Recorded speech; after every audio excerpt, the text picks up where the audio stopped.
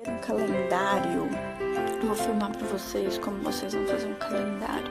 Vocês vão cortar papeizinhos, mais ou menos neste tamanho, uma cartolina, fita dupla face,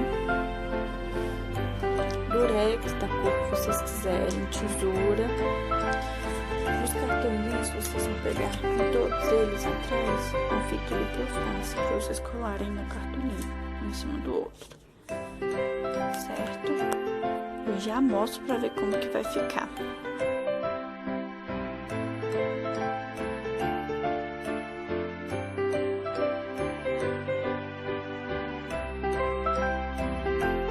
Pronto, com as datas, segunda, mês, vocês vão colocar junho, julho,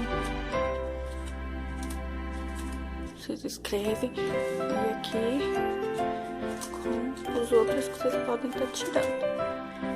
E fica assim. Esse é o calendário. Espero que gostem. E é fácil de fazer. Façam em casa.